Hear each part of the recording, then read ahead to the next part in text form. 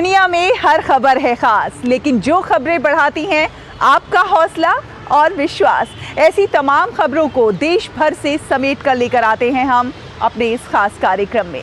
नमस्कार, मैं हूं शहला निगार और आप देख रहे हैं हमारा ये विशेष कार्यक्रम गुड न्यूज़ जज्बा इंडिया का। यहाँ होती हैं आम लोगों की बहुत खास कहानियाँ। तो देर किस बात की है, चलिए शुरुआत करते हैं आज के इस विशेष प्रोग्राम की।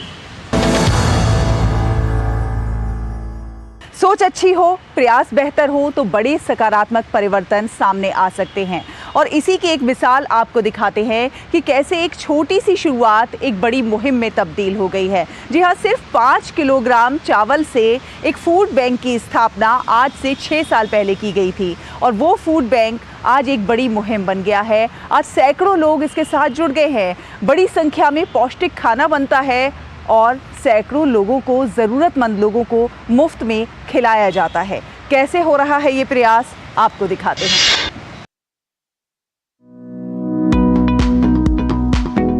गरीबी, भूख और लाचारी, ये वो शब्द हैं जिन्हें कोई अपने जीवन में लाना नहीं चाहता।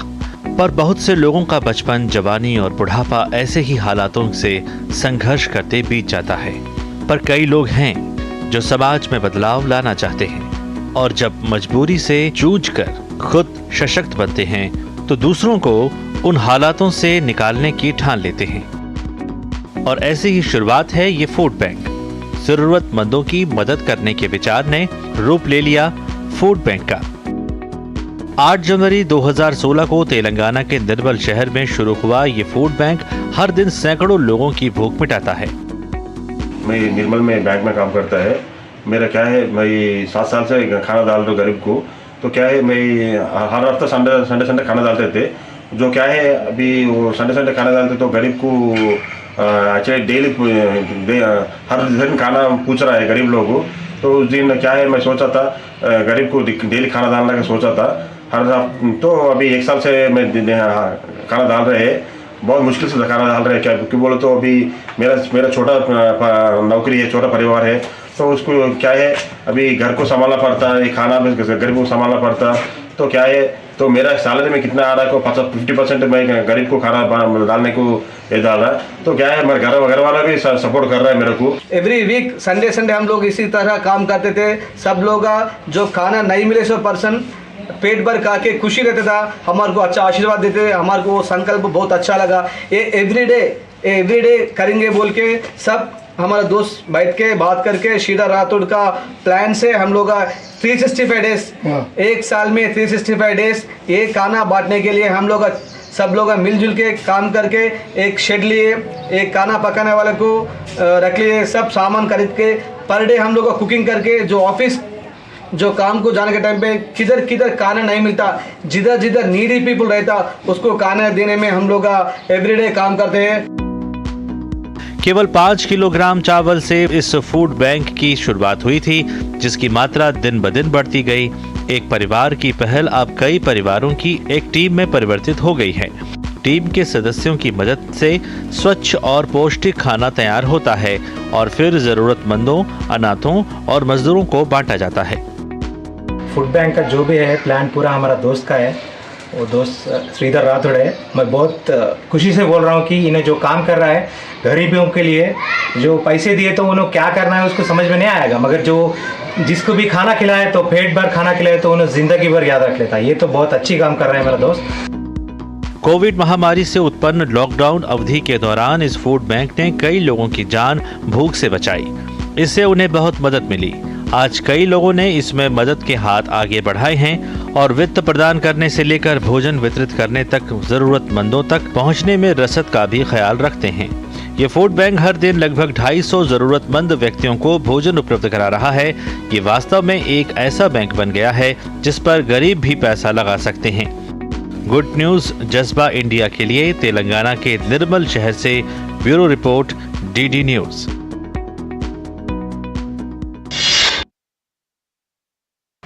तो देखा आपने, बेहतर सोच, बेहतर प्रयास का बेहद सकारात्मक नतीजा। ऐसे ही कुछ और सकारात्मक नतीजों, बेहतर प्रयासों के बारे में आपको बताएंगे। अक्सर आपने लोगों को कहते सुना होगा कि काश हमारा एक घर पानी पर होता, कोई तैरता हुआ घर होता। अब ये सिर्फ सपना नहीं है बल्कि हकीकत बन गया है। आपको बिहार के बक्सर में एक फ्लोटिंग हाउस पर लेकर जाएंगे। इस फ्लोटिंग हाउस का निर्माण किया है बिहार के आरा के एक युवक ने अपने दोस्तों के साथ मिलकर। खास बात यह है इसमें सब कुछ प्राकृतिक चीज़ों का इस्तेमाल किया गया है, शून्य कार्बन उत्सर्जन है। किस तरह से इस फ्लोटिंग हाउस का निर्माण किया है और कितना खास है ये, चलिए जानते हैं। बिहार के बक्सर में पानी पर घर बनाने की परिकल्पना साकार हो गई है। आदि प्राकृतिक पद्धति से निर्मित इस घर में पर्यावरण को बिना नुकसान पहुंचाए कच्चे सस्ते ईंटों से निर्माण किया गया है। यहाँ पानी से प्रभावित न होने योग्य मिट्टी का प्लास्टर फॉर्मूला भी मिला है। अपनी पुरातन बनावट शैली के कारण यहाँ ठंड में अपेक्षाकृत गर्म और गर्मी में बाहर की तुलना में शीतल माहौल कमरों में मिल रहा है। इस घर को पानी के ऊपर नाव से खींचकर कहीं भी ले जाया जा सकता है। इसकी टेस्टिंग भी की जा चुकी है। ऐसे में ये मूवेबल हाउस बोट की तरह बाढ़ की आपात स्थिति में चलंत हॉस्पिटल भी बन सकता है। पॉजिटिव पहलू ये भी है कि शौचालय का निर्माण सूखा विधि से किया गया है, जिसका अपशिष्ट इसी घर के परिसर में लगे पेड़ पौधों और सब्जी आदि की फसलों पर किया जा सकेगा। पूरे घर से कार्बन उत्सर्जन 0 करने का प्रयास है। ये घर खुद के लिए सौर ऊर्जा, भोजन और स्वच्छ पानी का इंतजाम कर सकता है। ये हम लोग अपने सफलता के पहले पीढ़ी पे हैं, पहले पायदान पे हैं। घर बन के तैयार है। अब इसमें प्रयोग बाकी है। प्रयोग किस चीज़ का? तो अब हम ऊर्जा कैसे उगाएंगे पानी के बीच, हम यहाँ पे खाना कैसे उगाएंगे, हम टॉयलेट कैसे बनाएंगे, हम कैसे इसमें यहाँ का पानी को पी पाएंगे। तो अब ये पूरा प्रयोग का विषय है। और अभी तक जो तकनीक, जो वैदिक तकनीक से हम लोग काम करते हुए जिस चीज़ों को अभी बनाए हैं, उसका भी जो यहाँ का वातावरण है, जो वेदर है, उस कंडीशन में उस पर क्या इफेक्ट करता है, उसका भी एक प्रयोग बाकी है। तो अब हम लोग प्रयोग के लिए तैयार हैं और अब हम लोग अपने नेक्स्ट सीढ़ी पे कदम रखते हैं। इस फ्लोटिंग घर को कृतपुरा के लाढ़ोपुर घाट से कमहरिया ले जाया गया था। बिहार के लोक आस्था के महापर्व छठ के अवसर पर लोकार्पण के बाद छठ घाट पर ये आम लोगों के बीच प्रदर्शित किया गया। प्रशांत जी और उनकी पूरी टीम बधाई और धन्यवाद के पात्र हैं कि बक्सर ज़िले से इस तरह का एक अनूठा और नवाचार प्रयोग इन्होंने शुरुआत करी, उसके लिए बक्सर ज़िले को चुना। मैं उम्मीद यही करता हूं कि ये जो तैरता हुआ मकान, जैसा आपने भी बोला, क्लाइमेट रेजिलिएंट फ्लोटिंग हाउस, अंग्रेजी अनुवाद में इसको बोलेंगे, ये मतलब जो परिकल्पना की है, जिस सोच के साथ इसका निर्माण एक हाउस का किया गया है, वैसे कई हाउस बने, लोगों के लिए और प्रशासनिक दृष्टिकोण से, सरकारी उपयोग के दृष्टिकोण से जन उपयोगी साबित हों और इसकी डिमांड बड़े लोगों में चर्चा का विषय बने। ये अनूठा प्रयोग है। ये काम आरा के एक युवक प्रशांत कुमार ने अपने दोस्तों के सहयोग से किया है। ये घर इसलिए भी खास है क्योंकि ये मोबाइल तो है ही, साथ ही साथ पर्यावरण संरक्षण में भी सहायक सिद्ध होगा। Bureau report, DD news. एक छोटे से प्यारे से घर का सपना हर कोई देखता है, और वो घर अगर प्रकृति के सानिध्य में हो, प्रकृति के समीप हो, तो फिर क्या ही कहने। और ऐसा ही है ये फ्लोटिंग हाउस। ऐसी ही अच्छी खबरों के सफ़र को भी जारी रखेंगे। वक्त हुआ एक छोटे से ब्रेक का, जल्द हाजिर होंगे। आप देखते रहिए गुड न्यूज़, जज्बा इंडिया का।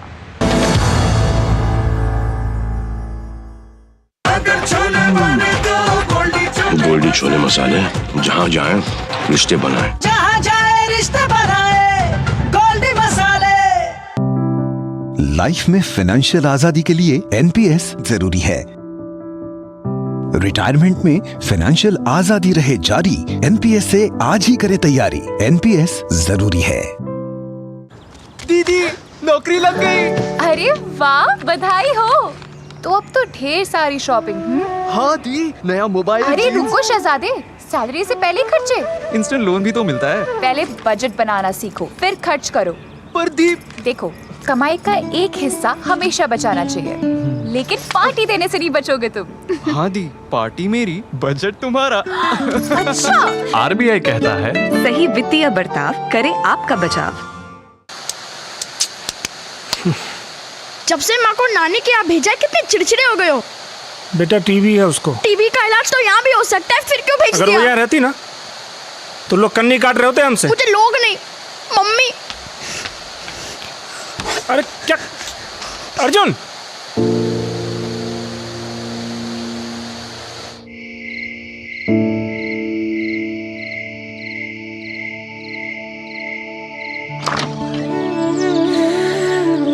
उठेगा तो सरप्राइज देंगे। हाँ? अर्जुन,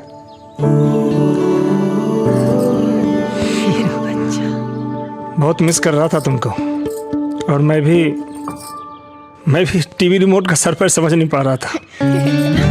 अपनों का जोड़ है टीबी का तोड़, तो फिर भेदभाव क्यों? टीबी के इलाज में अपनों का साथ दें। मोदी सरकार की गारंटी, भारत होगा गरीबी मुक्त। 5 सालों में 13 करोड़ 50 लाख लोगों को गरीबी से बाहर निकाला। हमारा संकल्प विकसित भारत।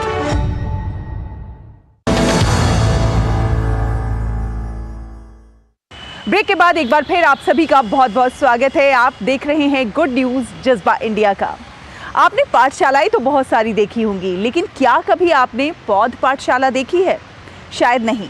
तो चलिए आपको लेकर चलते हैं छत्तीसगढ़ के गरियाबंद में और आपको दिखाते हैं कि किस प्रकार वहां पर एक पौध पाठशाला चल रही है, जहां बच्चों को वनस्पतियों के बारे में सिखाया जा रहा है और वनस्पति से इंसान का कैसे रिश्ता हो उसके बारे में भी समझाया जा रहा है। दुर्लभ और विशिष्ट पौधों की जानकारी दी जा रही है। और कैसे है ये पौध पाठशाला, क्यों चलाई जा रही है, चलिए देखते हैं।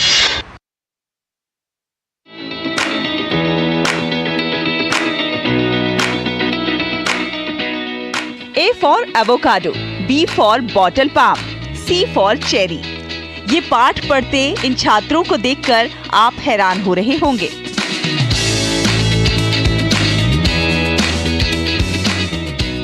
जी हाँ, ये नजारा है छत्तीसगढ़ के गरियाबंद में एक अनोखी पौध पाठशाला का, जहां बच्चों को दी जाती है दुर्लभ और विशिष्ट गुण वाले पौधों की जानकारी। पौध पाठशाला बन रहा है। यहाँ पर बाहर से लोग देखने के लिए आएंगे, इसलिए 200 प्रजाति के पौधे लगाए जा रहे हैं और ये एक प्रदर्शनी के रूप में विकसित होगा। ये हमारे दायित्व है कि हम ग्रामवासियों और पंचायत की तरफ से पूरे ध्यानपूर्वक कार्य करेंगे। यहाँ 5 एकड़ रकबे में 212 प्रजाति के लगभग 2600 पौधों का रोपण किया गया है। पौध पाठशाला में सजावटी, इमारती, फलदार, औषधीय, मसाले और लता युक्त दुर्लभ और विशिष्ट गुणयुक्त पौधों, बॉटल पाम, चेरी, लीची, चाय, कॉफी, शहतूत, रबर, काजू, मेहंदी, अंजीर, नीम इत्यादि अनेक पौधों का रोपण किया गया है। इस पौधशाला के माध्यम से स्कूली बच्चे जिन पौधों को केवल किताबों और टेलीविजन के माध्यम से देखते थे, उन्हें अब साक्षात देख सकेंगे। साथ ही साथ उनके वैज्ञानिक नाम और उत्पत्ति के बारे में जानकारी भी प्राप्त कर सकेंगे। मैं यहाँ बहुत सारे पौधे देखे हैं, अन्य प्रकार के 200 प्रकार के हैं। यहाँ कलेक्टर साहब भी आए थे। मुझे इतनी खुशी हुई कि इतने सारे पौधे मैं कहीं नहीं देखी थी, लेकिन आज मैं देखी कि यहाँ इतनी सारी पौधे हैं। मैं हर महीने देखने आऊँगी कि जब ये बड़े बढ़ेंगे तब तक मैं भी बढ़ूँगी। और यहाँ जो पानी नहीं मिल रहा उसे पानी भी दूँगी और जो मरने लगे उसे जियाऊँगी भी। स्कूली बच्चों को पर्यावरण और वनस्पतियों के बारे में जागरूक करने और इस विषय में ज्ञान वृद्धि के मकसद से इस पौध पाठशाला को विकसित किया गया है। जिस प्रकार प्रयोगशाला में विभिन्न रासायनिक तत्वों को देखने और उनके बारे में जानने का मौका मिलता है, उसी प्रकार इस पौध पाठशाला में विशिष्ट गुणों से परिपूर्ण पौधों को देखने और उसके बारे में जानने और समझने का मौका मिलेगा। गुड न्यूज जज्बा इंडिया के लिए छत्तीसगढ़ से ब्यूरो रिपोर्ट, डीडी न्यूज।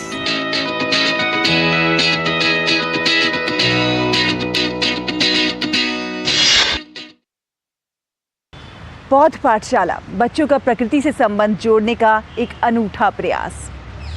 प्रधानमंत्री नरेंद्र मोदी ने लोगों से अपील की थी कि वो स्वच्छता अपनाएं और कचरे को कंचन में परिवर्तित करें, और इसके अनेक प्रयास देश भर से देखने को मिल रहे हैं। तमाम लोग अच्छे काम कर रहे हैं, स्वच्छता का बीड़ा उठा रहे हैं। ऐसा ही एक खूबसूरत प्रयास देखने को मिला है बरेली के छावनी परिषद में। यहाँ पर गार्बेज टू गोल्ड की मुहिम चल रही है। बरेली छावनी परिषद में ये है कबाड़ से जुगाड़ का खूबसूरत नजारा, जहां स्वास्थ्य विभाग की टीम डोर टू डोर कूड़ा कलेक्शन कराकर गीला और सूखा कूड़ा अलग कर सूखे कूड़े का निस्तारण कर रही है। इस प्रयास को नाम दिया गया है गार्बेज टू गोल्ड। यहाँ गीले कूड़े से खाद बनाई जाती है और इस खाद को बेचकर जो आय अर्जित होती है उससे क्षेत्र का सौंदर्यीकरण किया जाता है। ये मुहिम अब खूबसूरत रंग बिखेर रही है। देखिए किस तरह कुछ ही महीनों में हजारों मीट्रिक टन कूड़े का सफाया कर दिया गया। इसमें जहां कैंट बोर्ड का विशेष योगदान रहा तो वहीं जन सहभागिता की मिसाल भी देखने को मिली। इतना ही नहीं, कूड़े में निकले कबाड़ से एक पार्क भी तैयार किया गया है जिसमें टायर, बेकार सामान से कुर्सी, टेबल इत्यादि तैयार किए गए हैं। 15 सफाई मित्रों से शुरू हुआ सफाई का ये सफर अब एक अभियान बन गया है। ये सफाई मित्र कूड़ा एकत्र करने से लेकर ट्रंचिंग ग्राउंड तक निगरानी रखते हैं।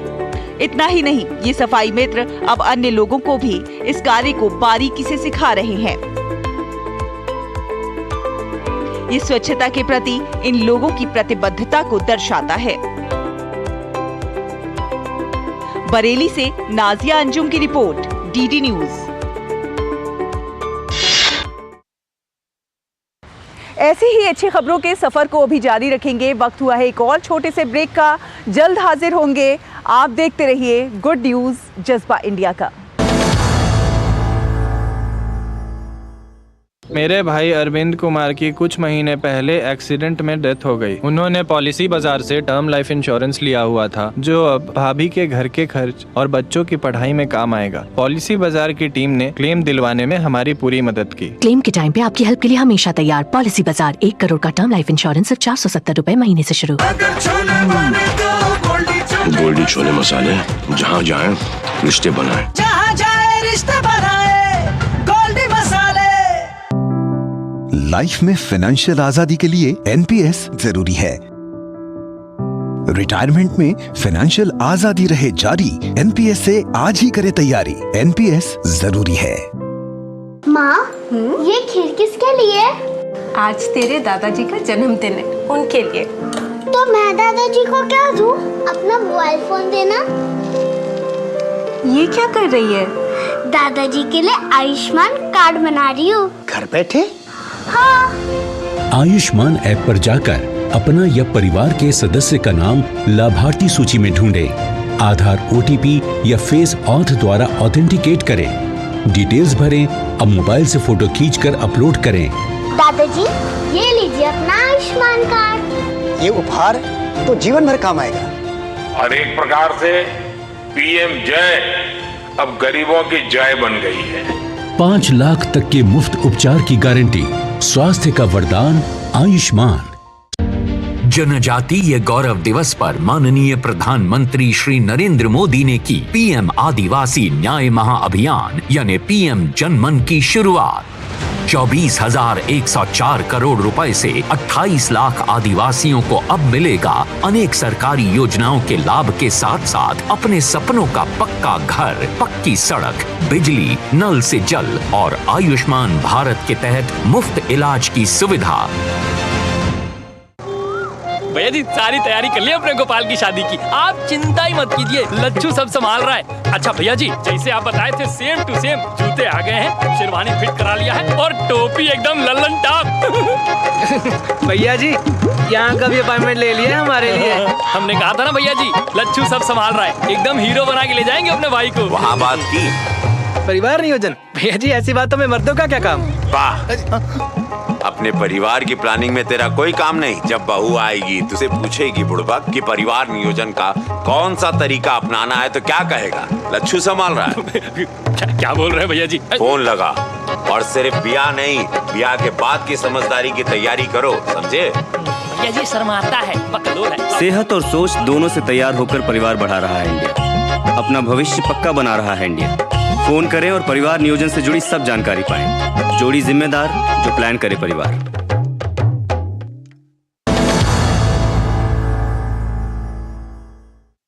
ब्रेक के बाद एक बार फिर आप सभी का बहुत बहुत स्वागत है। आप देख रहे हैं गुड न्यूज जज्बा इंडिया का।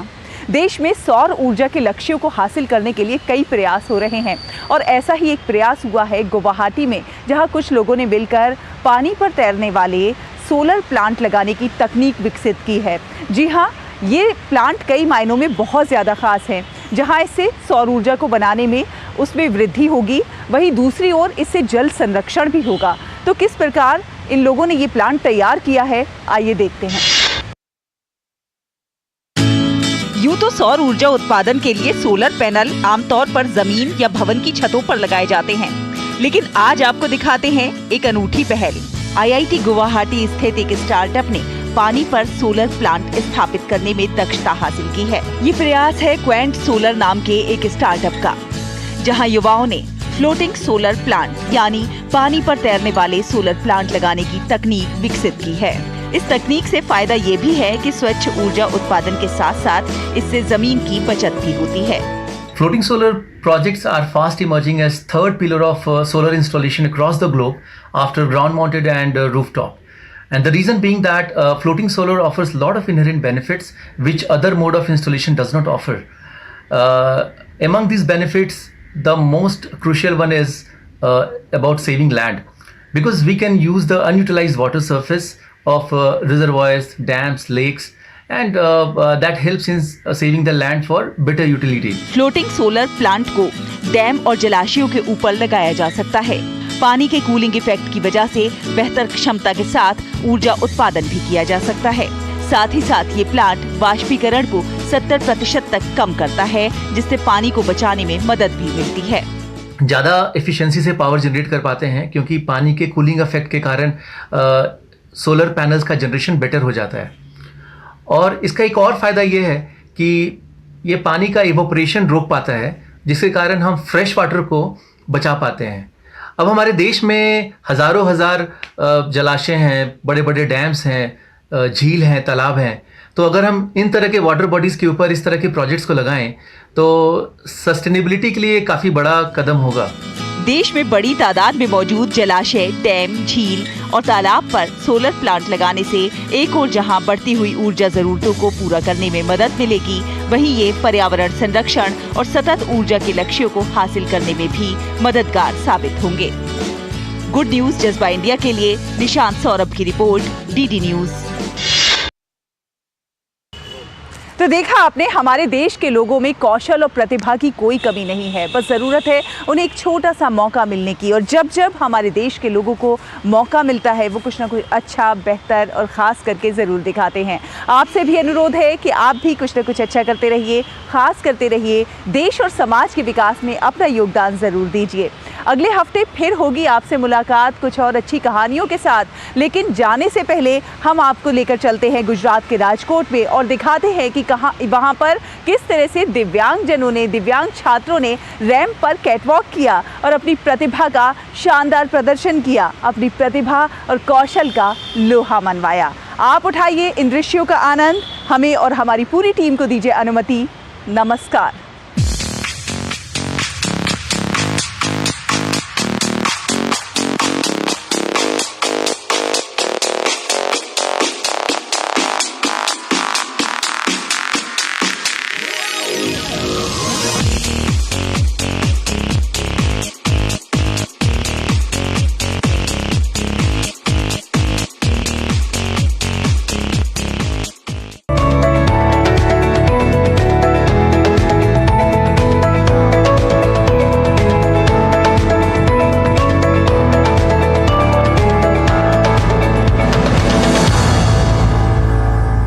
गुड न्यूज जज्बा इंडिया के प्रायोजक थे वंडर सीमेंट इस्तेमाल कीजिए, फर्क नजर आएगा।